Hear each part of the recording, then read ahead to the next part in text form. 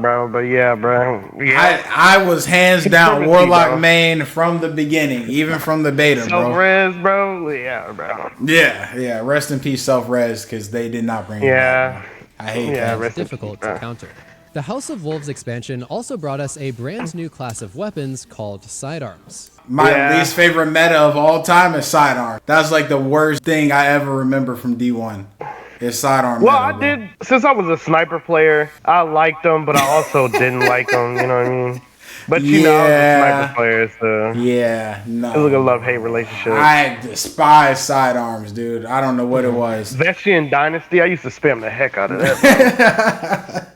Okay, I'm not even gonna lie. These weapons actually use special ammo, but in gameplay it was very easy to maintain enough ammo to use these weapons pretty frequently. These close-range, rapid-fire weapons were not super notable and didn't have a big impact on the game is that the this Vestian? time, It might but their not be. introduction laid the foundation for a sidearm meta that would come a few years down the road. The reason that the sidearm meta even came to be was because of the special ammo nerf. They nerfed the special ammo, and then they made it harder to get, and then some weapons had less ammo consumption than they normally did, so they were less used. The sidearms always had like not their max ammo, but they had ammo at the start, yeah. And when you picked up some, you picked up a bunch. So that's how it kind of formed. I couldn't tell you. Actually, I take that back. There's one sidearm I remember. Rat King. Wait, what was it called? Rat King. Was the Rat King? If the more people in your party that have it, the more damage it does. No, not Rat King. It was like a exotic that shot arc. It shot like arc rounds. That sounds like Rat King, but I don't know. Was it Rat King? What was the exotic perk? Do you remember? I don't remember, bro. But I think there's an exotic sidearm that's arc that shoots like lightning rounds or something like that. Is it a 3-round burst? Yes. I think I know what you're talking about. Yes, it's 3 rounds. It's a burst. It's burst. Yeah, I think I know. It's not Rat King. Yeah, it's definitely not Rat King. But that was it. Any other pistol, I didn't care for, bro. Like sidearm, not hand cannon. By far, the most notable thing about this era was the introduction of Trials of Osiris and the impact that it had on the weapons and playstyles that people liked to use. The most notable of these weapons was Thorn. Yeah, there you go. Hey, yeah. All right, bro. Tell me about Thorn. When did you get it? Bro. What do you want to tell me about Thorn, bro? Because I watched a lot of YouTube during this time. During this time, we got to see the limits of what a Guardian can do. You know, the first guy, Soloed, I forgot his name, Soloed Crota on his Hunter, like he fully soloed it. And during this time, like I was just watching a whole bunch of YouTube and seeing the Thorn and the impact and that there is no other weapon. See, I know about Vex, like Vex, I get it. But there is no other weapon aside from D2 with the laser tag meta. Now, someone can correct me in the comments or whatever. But there's no other meta where I've seen someone in a 12-player lobby pull out a Thorn, use it, and then everybody starts pulling out their Thorns. Like, there was no other weapon I've seen that, bro, where one person uses it, and now everybody in the lobby is pulling it out because they're triggered. 2-tap, I think during the reign of Thorn, it was 1 to the head, 1 to the body, and walk behind a corner and they bleed out. He's probably going to correct me if I get it wrong. Maybe it's 2 shots to the head, and then you just walk behind a corner and they're done. They're done skis. And I sucked at Trials and I sucked at PvP during this time, but it was super fun time. I remember the last time Trials would be ran before Oryx, I ran it with my buddies and we got flawless with using the Thorn. Of course, we used the Thorn. Like you said, Thorn was a quest weapon. I remember the quest being a little difficult though. I don't remember it being like the easiest quest ever. But once I did have the Thorn and I used it, I did become a part of the problem and join the Thorn meta. I was probably one of those people that was on it first. Like you said, as soon as you saw somebody using it, if you had it, you would use it. And I think I was one of those people. You know what I mean? So I love the Thorn. It's iconic. So good. It's very iconic. The sound is phenomenal. The damage is phenomenal. The burn is phenomenal. Poison. You know, until it got nerfed, but yeah, it's still phenomenal. It is so phenomenal. One of their best weapons, bro. Definitely top five Destiny weapons for sure. It's definitely top 5. It brought it to this moment. Thorn was a pretty bad hand cannon when it was first introduced, which was kind of disappointing for a lot of players. Bungie had been teasing the concept of the Thorn for years with various images like beautiful these, too. and everyone was excited to get their hands on this amazing looking weapon. After a few months of being awful, this weapon rose to power due to a pretty significant buff right around the same time that Trials of Osiris was introduced. It was so good that Thorn became the defining weapon of Trials. Look at that, bro. More rounds in the mag, faster reload, more handling, and bonus stability. There's no wonder that it became a top contender. The weapon's burn was incredibly strong due to the annoying poison visuals that it inflicted onto your opponent's screen. From your perspective, the ticking damage numbers also made it easy to track down weak opponents as they tried to run away and hide. However, the most notable thing about the burn was its sheer damage output. It dealt so much damage for such a long time that this weapon could actually 2-tap with no buffs by simply landing 2 headshots. You see, hold on, I just gotta add. Okay. But you see how he just stood there, like once you get 2-tap, you're dead. There was no running, bro. You couldn't run. You just stand there, you take it, bro. Pause. Bro, you just stand there, and this version of Thorn brings back a lot of nostalgia for some players. People just fell in love with the feel, sound, and exotic design of this weapon. Yeah. I mean, who doesn't want to fire physical Thorn projectiles that cause insane damage over time? Thorn wasn't the only weapon that saw a glow up. Red Death also began to dominate. Yeah. Oh my gosh, Red Death. Okay, so are we in the Wolves? Wait, no. What's the order? Is this the one we're still in House of Wolves. We're still in House of Wolves. Okay, but so just real quick, I wish he would put the sound of the weapons in. That would have made it perfect. If y'all can hear, like people who never played before, hear the Thorn sound, truly exotic, and that's it. So we don't pause. Following a massive buff in early 2015. Before this, pulses were actually quite bad, and they accounted for just 2% of final blows in Crucible and 6% of final blows in the Wild. Thanks to a rate of fire buff though, Red Death emerged as a solid contender. In addition, all pulse rifles got a huge 9.7% buff to their base damage, and this made Red Death unquestionably the king of all pulses. Another thing that helped Red Death shine was actually some nerfs. Basically, every other weapon type in the game got some type of nerf, and coinciding with the pulse rifle buff, this just made them shoot up in popularity. Okay, in my opinion, like you said, I love Red Death. The sound, the pulse rifle meta is one of my favorite metas ever. Like over auto rifles for sure. But just because, in my opinion, any game, any FPS where you have to pause and you have to redirect, it takes more skill, in my opinion. So pulse rifle meta was one of my favorites. It was more skill based. Now Red Death being an exotic with the healing factor kind of made it a little bit, not fair necessarily, in my opinion. You think so? Because a regular pulse rifle can't heal you, but it could still kill, but it wouldn't heal you. This was the only one that could heal you. It's like it literally looks like a Suros regime, just with a dark undertone. You know what I mean? And Suros regime, did the same thing. It gave you healing, so it's good in that aspect. I don't really remember the meta too much, like for Red Death. I remember it being popular for a small time, but I don't remember just getting killed by Red Death all the time, and I was like, man, this game, this gun's broken or anything. I didn't feel like that. I just felt like it was really good at that time. I will have a lot to say, about it, but that's when we get to Oryx. Okay. We're approaching a time where I became an absolute, like not even trying to be cocky, like I became an actual beast at this game, PvP wise. So we're finna get to that era where I start to have a lot more to say. Red Death meta is one of my favorite metas because I actually became good at the game. Like that's when I actually was good.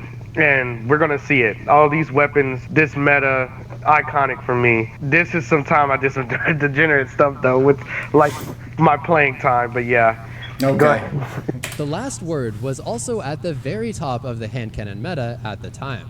It gained significant bonus damage while hip firing, but it was also bugged and would somehow deal 111 damage even when aiming down sights.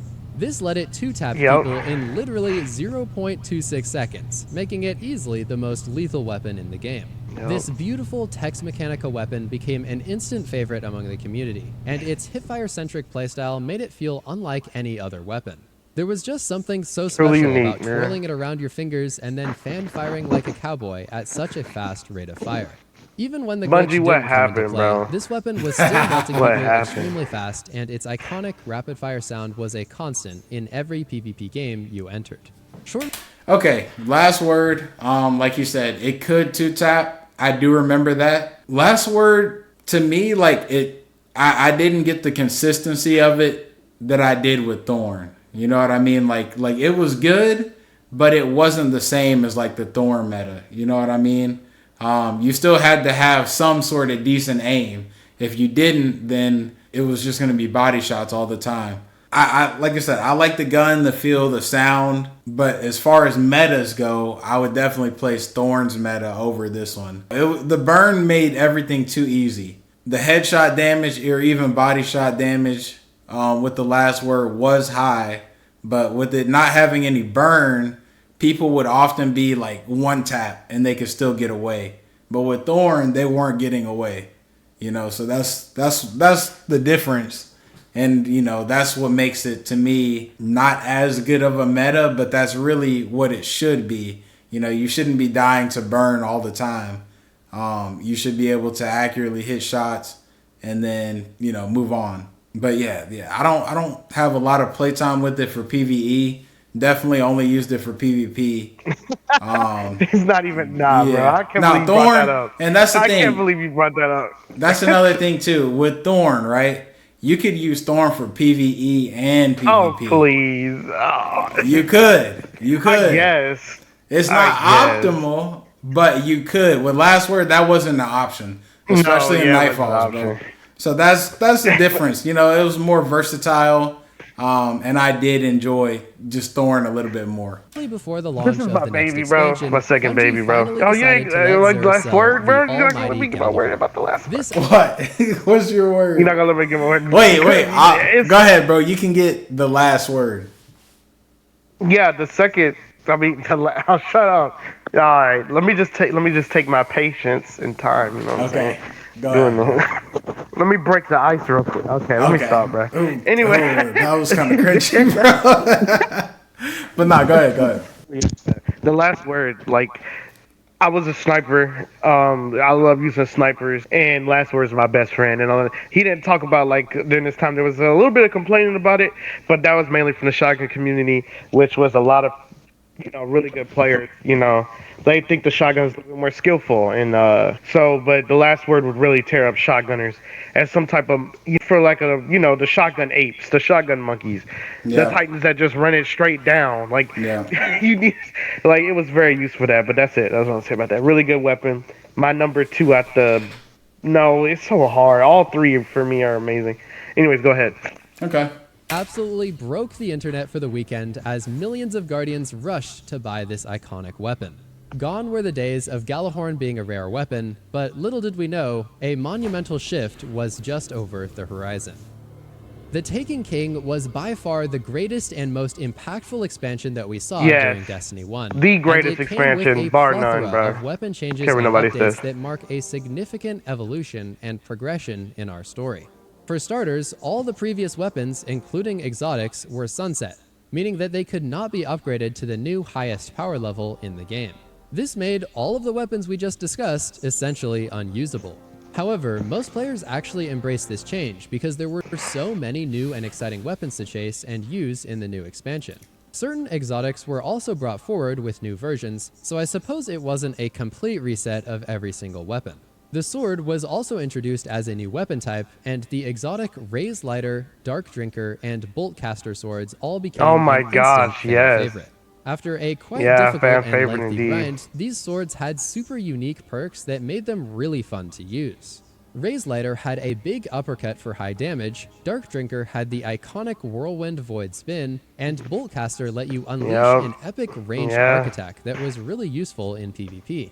They all felt really unique and exotic, but Raise Lighter was bro. What especially happened, noteworthy Bungie, bro? due to Very its extremely unique. high damage attack that could let you one-shot most enemies. Hung Jury was by far the most powerful... Okay, so real quick, like you said, I do remember Hungry. Taken King expansion, you agree with him as the best expansion. The best expansion. I don't agree. What is that? It's the next one, I'm guessing. You know, I've been through all of Destiny cycle. I understand where people come from with it and why they believe Taken King is the best. You know, it arguably had the best raid. But that was not my personal favorite best raid. So that's why I was just like, at this point, I was still a PvE guy mainly.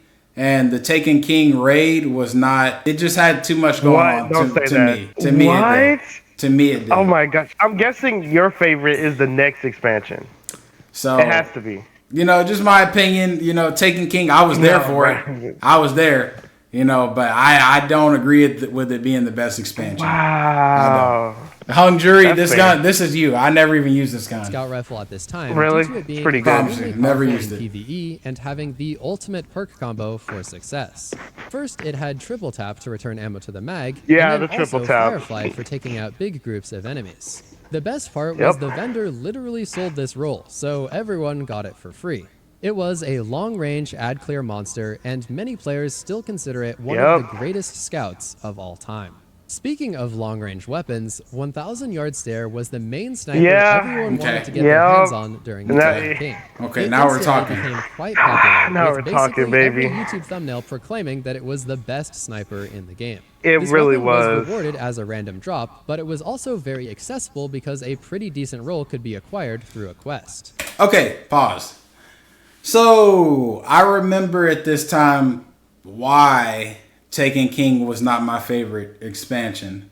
Part of the reason why was because I wasn't there at the beginning of its launch. I had gotten in trouble, and you know, this was high school we're talking about. Yeah, high school. So when I got in trouble, I couldn't play the game. You know, that was one of the restrictions. What did you do, Mike? That was one of the restrictions. And I don't even know if you remember this, but this was so long ago. But I was probably gone for like 2 months, like of inactivity because of this, because of like grades or something like that. Wow. It was something I did, but I know I missed this era. I didn't miss the 1,000 Yard Stare. I remember that, but I don't remember the Hung Jury.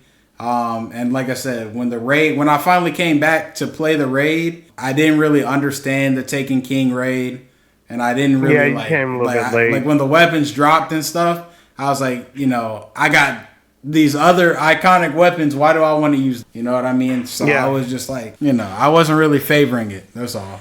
It could drop with the desirable short gaze sight. Short gaze, I remember that. Standing.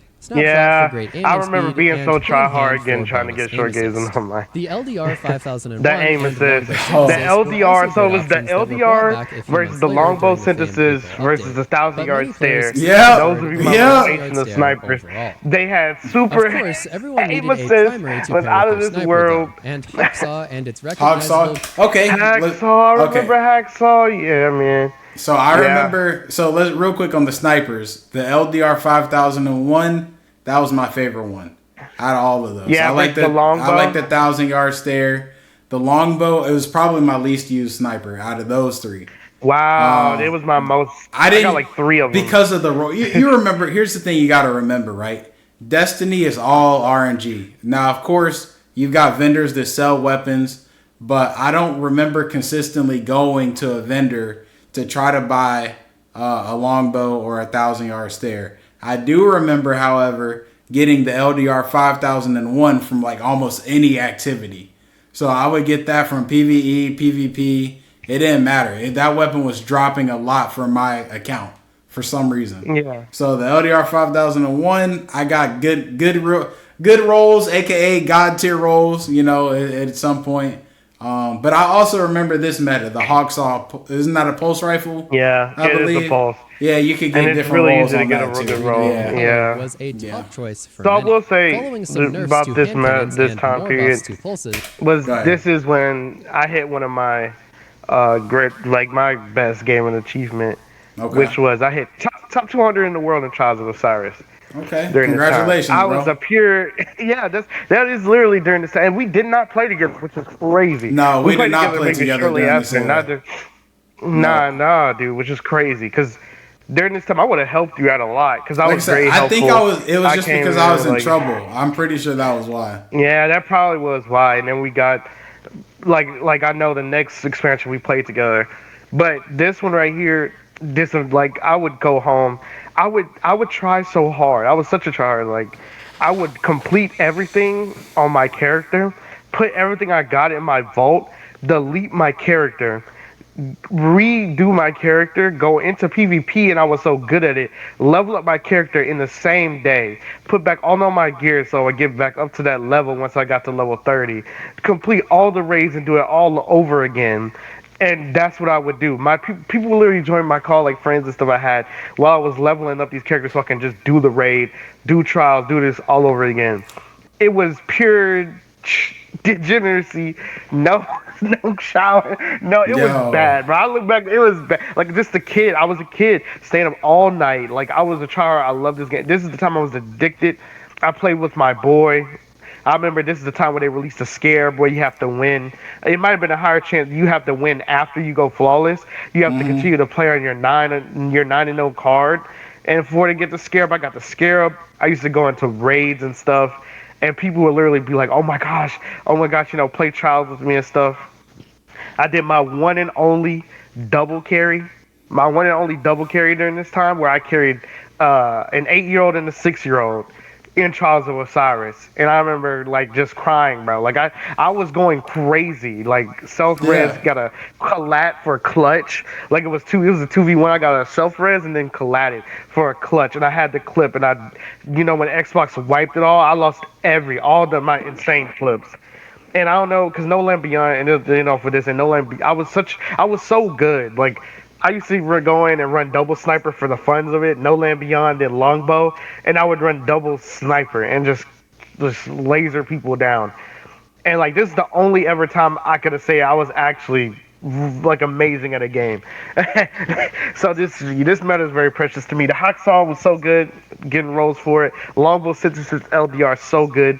Triple hand cannon still good. You had the Red Death, which was still solid this time. You could use Scouts Mida. Was still pretty good. Everything during this time was at a place where you can even kind of use it. You know what I mean? Shotguns were there, but snipers were oppressive. I will say they were oppressive sometimes with the aim assist. There's no doubt about it. But at this time, you could use almost anything. Fuser rifles too, even though they were not as good. But I mean, off with the possibilities were endless. Which is why for PvP and PvE, to me, one of the greatest ways. Now, the next raid might be better. Honestly, I don't blame people for saying it's better. It's amazing. The next raid is amazing. But this one is also amazing. Oryx, there's so many memories. This is why I think this is the best expansion. Okay. The next raid might be better. And I don't know about any D2 raid being better. People in the comments might say. But yeah. The Hawksaw really stood out as an excellent choice for PvP. Along with its brother, the Suros PDX, these pulses were remarkably steady. I remember and that one as well. And basically became the new standard. Cullum's Terminus was a machine gun from the King's Fall raid that became pretty recognizable and popular due to some incredible random and I don't remember this perks. This was an amazing perk to have on a heavy weapon, since you could intentionally empty the mag and then swap to your primary weapon and get it refilled for free while you continue using your other weapons. By this point in the game's history, stuff like damage optimization was starting to become a focus for more players, so people loved this perk for being I don't even remember this guy, to be honest. Bosses. Really? Considering that Gallagher was of course Sunset along I forgot with his name, but the War Priest. Took over as he would scream and you had to get behind a rock or like raise a sword and he had an insta kill. Now I do remember this. The Touch of Malice, I do remember. The King's Fall raid. Amazing weapon. Very extensive and lengthy amazingly quest, designed, bro. Great exotic. Many were impressed by its exotic perks. Really cool. It was a full auto scout that would deal bonus damage on the final bullet, but it was fairly risky to use because it also caused considerable damage to yourself. This made it never become a super meta-defining weapon, but it did have some fantastic beautiful. So the usage. sound was amazing. For example, during the times you were immune to damage in the raid, this weapon was an excellent choice. On a seemingly random Wednesday, someone in the Destiny community discovered an awesome secret mission that would lead to the exotic Black Spindle. This weapon was essentially a reworked exotic version of Black Hammer, the original overpowered sniper from Crota's End. The Spindle certainly wasn't as good as the original version, especially since it took up the exotic slot, but it still became an incredibly overpowered weapon that was a top choice for dealing damage to bosses. At the end of every Crucible game during the Taken King, the loot screen would pop up and everyone would hold their breath and hope for a perfect roll on the incredible Aya's Luna hand cannon. Featuring the exact same model as Hawkmoon, this weapon could roll with... This was my Hawkmoon, bro. This was my Hawkmoon. With the RNG of a PvP roll, it was that one, and then there was another one. There was another hand cannon. I can't remember the name right now, but it was around the same time as Aya's Luna. Hand cannon meta, definitely up there for me. I prefer that. Yeah, for sure. I prefer that as well. Very skill. Highly desirable perks like Rangefinder for bonus range, Luck in the Chamber for random bonus damage, Hidden Hand for bonus aim assist, and Icarus for extra airborne accuracy. Oh yeah, everybody, the Icarus roll, bro. Icarus, for hunters. The most coveted very annoying to deal with. I know. Random fact about this weapon, Ayas means hawk hunters, and Luna means moon, so when you put those two together, Aya's Luna just means young Hawkmoon. When it was first released, Sleeper Simulant was somewhat of a letdown in the eyes of the community. It was incredibly hyped up by articles like this one, calling it the next Gallahorn. It was hyped. It was supposed to be the next Gallahorn. It wasn't nearly as good. I remember However, that. People were like, this is the next Gallahorn. This is the next Gallahorn. Sound effects and high damage, it was still quite good for single target boss damage. It was one of the first ever exotic quests with a time gate and several detailed steps, and for a time, the community was really hyped about the potential exotic quests brought to the table. Sleeper was unique as the only heavy ammo fusion, and it was similar to Queenbreaker's bow as it could deal critical headshot damage. Queenbreaker's bow, I forgot about that. 9 rounds. Queenbreaker's aim assist on that. Sustained damage. In a very unexpected turn of events, Mighty Multi-Tool... Hey, this is where I come in, bro. This your favorite? I knew it. So good, bro. This gun. Story mode, strikes, PvP, PvE. I was using it for everything, bro. If there was no burn modifier and it was just a regular strike, I'm running the Mida. I enjoyed the feel, the sound, the gameplay, the gunplay. Yeah. Everything about this weapon. Don't forget about platforming. It made platforming easier. Yeah, and platforming, bro. This weapon is like hands down top 5 for me. For me, it is. It's top 5 legendary exotic weapons. My bad. Exotic weapons in D1. Suddenly became by far the most popular weapon. Great in PvP. Great in PvE. Following a nerf to pulse rifles, Mida shot up to an astronomical 20% I remember this. Even when D2 dropped, and then they announced the Mida multi-tool. It was the Mida meta. I immediately went for it, whether it was meta or not. I was gonna use it, bro, and it ended up becoming meta for a while too. It was the meta, All other weapons in PvP. I love this gun, bro. On this other graph, it also became a top 3 weapon for PvE. Yeah. This is really fascinating. Look, you heard him, right? Top 3 for PvE. That's how you know it's a good gun, bro. All right. You can use it in PvE and PvP and still do well. PvP, yeah, you could. The last word, you couldn't do that, bro. It's only PvP. Hey man, it darn good was a big PvP weapon too. That was responsible for this increase in popularity. It was just a combination of Xur selling the weapon, a pulse rifle nerf, and probably a bunch of videos raving about the power of the Mida. This weapon... That's one thing. That's one thing I forgot about. That made the Mida so good. When you aim down sights, you can still see the map. That's what made the Mida like so crazy, bro. You can see where people were at. Yeah. It wasn't even overpowered though. It was just a very solid option. Yeah, it with wasn't. Stats That's and also some a good good options like Third Eye that let you keep your radar up at all times. I love Third Eye. Great perk. That's a great perk. So in practice, this meant it was very difficult to fight against. Eventually, Bungie decided it was a little too hot and removed its intrinsic high-caliber rounds. So sad. Destiny history, there was a pretty big content drought where essentially nothing happened for months leading up to the next big expansion. There was the free April update, which was actually pretty incredible and brought back a bunch of weapons from year one, but overall this was I don't remember that time update for the game and its community. This was really the first time when players started to get ultra analytical and obsessed with optimizing their weapons to deal maximum damage. The knowledge about what weapons were actually the best became much more widespread than ever before, and the general population of the game really deepened their understanding of Destiny's weapons. Yeah, much smarter. Destiny 1 originally released its final expansion called The Rise of Iron. Is this your favorite? Is this your favorite? Like the Taken King, many of the same weapons were still viable and at the top of their game. Is that Tifu? The exotic swords, Sleeper, Ayaz Luna, and Level and at the top of their game. It's not Tifu, is it? Many of the same weapons were still viable. No, it is Tifu, right? Tifu played Destiny? No way. That's crazy. He played D1. That looks like him. Wow. The exotic swords, Sleeper, Tifu, and bro. many others continued to be very popular weapons, but joining them were some incredible new additions like the Palindrome hand cannon. The Palindrome. That's what it was. Palindrome, Ayaz Luna. And look, they're comparing right now. So rate of fire was the same, impact's the same, range the same. Stability was different. Reload was a little bit different. Magazine was different. And then the Palindrome actually had more aim assist. But it also had more recoil. Said the Palindrome was a little better. This thing was very similar to Ayaz Luna, but with marginally different stats and perks. Yeah. A heated debate ensued as players argued about which I definitely, better. Between the two, I picked the Palindrome, bro. Between those two. I picked the Palindrome as well. But Ayaz Luna is just one of my favorites. Weapons were incredible. At the end of the day, it mostly came down to personal preference, but these two weapons were definitely at the top when it came to the legendary hand cannon meta. That's so satisfying. The most notable thing about Rise of Iron, though, was the return of Gjallarhorn, except this time it was iron.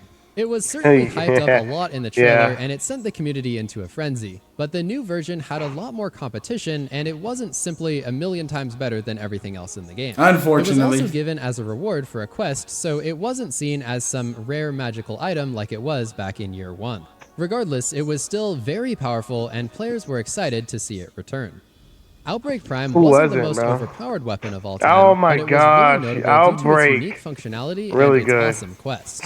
The Nanite perk was really cool and did solid damage for both ad clear and bosses, but it didn't exactly compete with other top damage exotics like Gjallarhorn or Sleeper. The Iron Banner PvP mode returned with a fresh new set of armor and weapons, the most notable of which was certainly the Clever Dragon. Okay, real quick, before we go on to this I hate this thing. Oh, I hate the Clever Dragon, bro. Did you, anything else you wanted to say about Outbreak Prime? Nah, that it was really good, really fun weapon. I don't really remember Outbreak Prime as a meta. I remember it being popular, but I don't remember it being like so strong everybody was using it or anything like that. You know, when people got it, people would use it, but it wasn't like a PvP or PvE like a crazy meta. But it was good. You know, it was definitely a good gun. The Clever Dragon, bro. What do you remember about this? I hated it, bro. Is this the pulse? If it's the pulse rifle, I think it is the pulse rifle. It is the pulse rifle. That's not the weapon. Yeah. This is the pulse rifle. Rapid fire pulses, and they were dude, that thing was OP. Rapid fire pulses tended to have less range than other pulses, and this was meant to be their weakness to offset the fact that they buffed so fast. But in this case, the Clever Dragon could actually have even more range than the old reliable Hawksaw. Look at that Inkuch gameplay, bro. Time. Since Clever Dragon fired so fast, it would flinch opposing players incredibly hard, especially if the Clever Dragon roll included the high caliber rounds perk. This made it almost impossible for other players to use a sniper when they were facing off against multiple Clever I remember that, users. man. It could also roll with some great consistency perks, including counterbalance, to make the weapon feel super stable and reliable. At this time, you basically couldn't play a single game of Crucible without facing either Clever Dragon or Grasp of Malak. They became so popular and so dominant that they were hit with an extremely hard nerf about 6 months after Rise of Iron. Their rate of fire was reduced by 7.7%, their magazine size got nerfed by 6, and the effect of high-caliber rounds was greatly reduced. Towards the tail end of Destiny 1, the entire special ammo economy in PvP was reworked to make special ammo extremely rare. I remember not liking it at all. Drastic shifts in the weapons meta. I mean, we already kind of covered it, but once they came out with the special ammo nerf, that's when sidearms became meta, and it just kind of it ended the game's life cycle on that, which I kind of hate because, you know, there's so many other weapons that are just more viable if they had the ammo, but because they don't, they're not used at all, and then sidearms is what kind of stuck with the end of D1's life cycle. But yeah. Previously, it was good. It was good while it lasted, bro. At least we were there for the other metas, you know. The special ammo, I get why people didn't want special ammo, but I didn't agree. I understood though. No Land Beyond. Continue functioning normally. You know, that was my double sniper. I used to use that mug. No Land. We used to. Let's pause, bro, because we were playing together at that time. We used to do No Land Beyond custom games, bro. I know you remember that. Yeah, that was fun. Do you remember? I know you remember. I used to spank your butt, bro. Cause I was teetering off at this point. No, that's never happened, bro. That was really good still. Huh? I remember spanking you, bro. You and my friend. I remember spanking you, bro. How about that, bro? You remember that? You remember that commercial where the guy just slaps his whole family off? The police. Okay. I used to put you in rotation. Bro. Okay, in rotation is crazy, bro. But no Land Beyond, Goated Sniper, definitely one of my favorites. Not top five, though. Not top five. But definitely a good weapon. But extremely powerful hidden perk on the where you can cancel the reload. It actually received no flinch at all. To be clear, what? Go back. Actually received no flinch at all. I didn't know that. To be clear, it did visually flinch when taking damage, but in reality, the bullet would always go directly in the center of your screen, no matter what. Top players quickly mastered the art of sniping with this weapon, and it began to absolutely dominate Trials of Osiris. Months later, the so-called no flinch beyond was eventually fixed, but it still remained a solid choice since it could be used without any special ammo. The Icebreaker Sniper was reintroduced, and since it gave you free ammo, it also made quite a comeback during this time. It continued to do good damage and regenerate ammo out of thin air, so it was a pretty obvious choice for many players. Since special ammo was now rare, a strange trend emerged where players would use special ammo sidearms like Wormwood or Havoc Pigeon. The Wormwood, bro. Wood, yeah. Hot 2! Like I like how people during this time some people wanted the special ammo nerf and stuff, and but at the same time, after you've seen it, everybody was trying to do stuff to get that advantage. That's the thing. You might as well have added special ammo back at this point. And people, if someone comment, but people might disagree, but it's you see how hard people were trying to skirt around it. Bro, nobody really wanted that. It's like beyond. Yeah. These sidearms also negated the change to the special ammo economy, so they had quite an impact and became quite popular. Paired with the ridiculous spamming of one-shot sticky grenades that had almost aimbot levels of tracking, this was a pretty strange era that marked... Dude, I forgot how strong sticky grenades were in D1. I remember they nerfed it into D2, Oh my gosh. No, sticky grenades used to get hella kills, bro, for sure. I remember that. That's crazy. But I wasn't. I was the more. No, me personally, my favorite grenade is the tracking. Firebolt, flame touch. I'm a warlock. If we're talking about void, I'm going with the tracking or the scatter. But if we're not talking about void, if we're talking about solar, what were the ones you listed? Firebolt, that is Firebolt with Firebolt. Flame Touch was PvP, and for PvE it was usually the solar grenade, the big fat solar grenade. The sun ball, the solar grenade, that was my go-to. Yeah, I did use the Firebolt, but not as much as you. I'm sure you used it. I did it all the time, for sure. With Flame Touch, that burn, prevent healing. You can push on the people after you tap them. They can hit multiple, However, this strange situation during Rise of Iron was nothing compared to the huge shakeup that was introduced with Destiny 2.